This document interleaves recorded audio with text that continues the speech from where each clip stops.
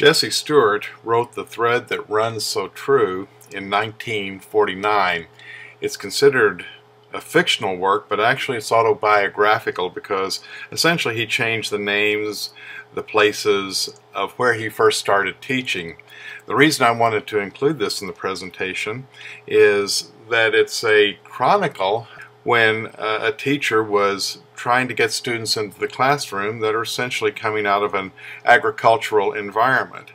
That part of Kentucky also featured the coal mining area, so probably some of these students would work in the mines, and the coal from those mines fueled the industry that made the steel and eventually the electrical plants that were founded by the Tennessee Valley Authority up and down the Ohio River. This was also a time when states were starting to fund education, and institutional education and compulsory education were the law. And Jesse Stewart writes in the book, I said, "I knew that not half of the pupils in the school census were here. There were 104 in the school census of school age for whom the state sent per capita money to pay for their schooling. I had 35 pupils." Jesse Stewart talks about his first day at school and the experience he was having in the 1920s getting students in the classroom and just what it took to survive in the classroom. He says, "Monday morning, when I started on my way to school, I had with me Don Conway, a pupil, 20 years of age, who had never planned to enter school again. I was the new teacher here at Lonesome Valley, and I didn't know what kind of brains he had. He had left school when he was in the 4th grade. But I did know that he had 2 good fists and that he would be on my side. All day Sunday, while I had worked at the schoolhouse, I was trying to think of a plan so I could stay at Lonesome Valley School. I knew I had to stay. I knew if one had to go, it would be Guy Hawkins. I might have to use my head a little, but that's why I had it. It had taken a lot of persuasion to get Don Conway to return to school. He'd planned to get married after his tobacco crop was sold, but I explained the value of an education to him in dollars and cents. I told him I would teach him how to measure a field, figure the number of acres, how to figure the number of bushels in a wagon bed, corn bin, and how many cubic yards of dirt one would have to remove to dig a cellar for a well. Don Conway was interested in this type of knowledge. I told him no man should be married and live on a farm unless he knew these simple things, for he could easily be cheated for the rest of his days. I was interested in learning these things all right, but I was interested in something else." Don Conway looked at Guy Hawkins and Ova Sailors, and then he looked at me. He didn't ask how old I was. I didn't tell him. In 18 more days I would be 17. One had to be 18 before he was old enough to teach school. Don Conway knew the fate of my sister when she was employed to teach the Lonesome Valley School.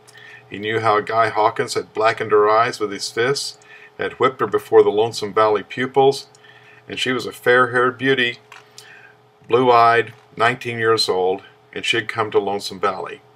She went home, a nervous wreck, long before her school year was finished. After I'd seen the way my sister was beaten up, I begged to go to Lonesome Valley. My parents would have none of it.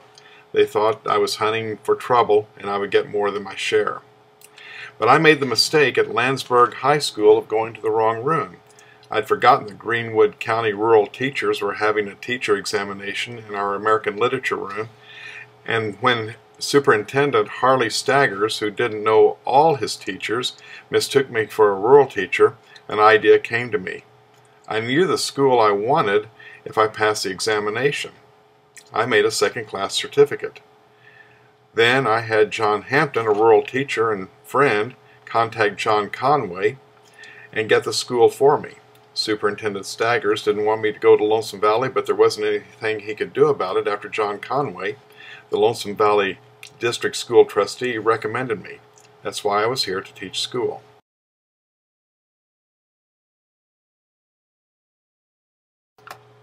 What follows through these next few slides, I'm just going to let these carry through to show how attitudes have changed, and I've found various clips and other pieces of information I've put together for the 1940s, the 1950s, the 1960s, a little bit on the 70s, and some on the 80s of how educators tend to look at, or state systems tend to look at classrooms, and hope you have fun with that. I had fun gathering these clips and putting them together, and I think it shows how things change and how things remain the same, and how different perspectives of the classroom occur as we change from decade to decade. So that's the last I'll say about this. Enjoy this. I hope you've enjoyed the presentation.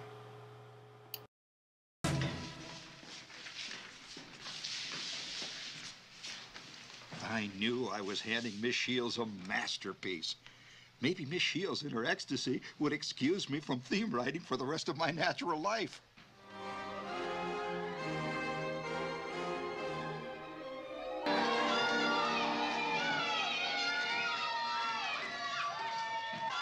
Ralph. Ralphie. Ralph. Is there something you want, Ralph?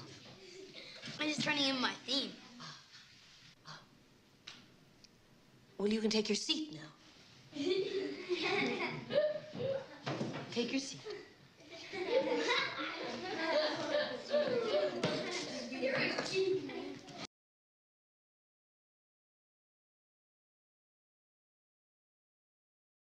Fee, fi, fi, fo, fo, fum. I smell smoke in the auditorium. Charlie Brown, he's a clown. That Charlie Brown, he's gonna get caught. Just you wait and see. Why is everybody always picking on me? Who's always writing on the wall? Who's always goofing in the hall? Who's always throwing spitballs? Guess who? Who, me? Yeah, you! He walks in the classroom cool and slow. Who calls English teacher Daddy-O? Charlie Brown, he's a clown. Now Charlie Brown, he's gonna get caught. Just you wait and see. Why is everybody always picking on me?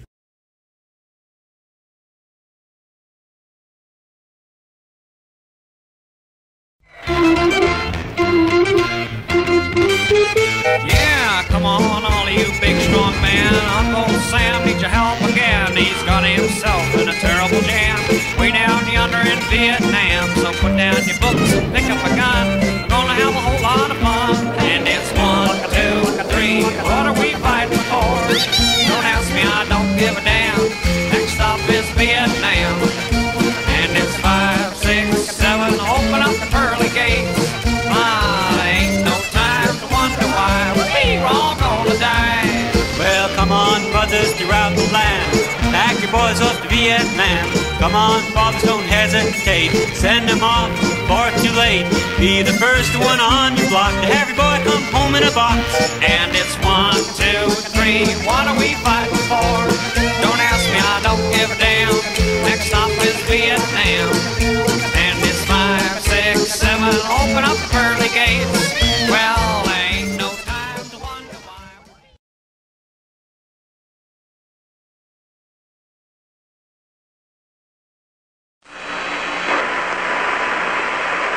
It's one small step for man, one giant leap for mankind. Oh, that looks beautiful from here, Neil.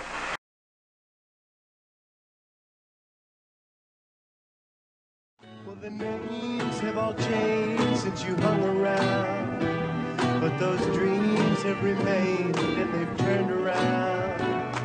Who'd have thought they'd lead ya? Who'd have thought they'd lead ya? Here where we need ya. Here where we need ya. Yeah, we tease him a lot, 'cause we got him on the spot. Welcome back. Welcome back.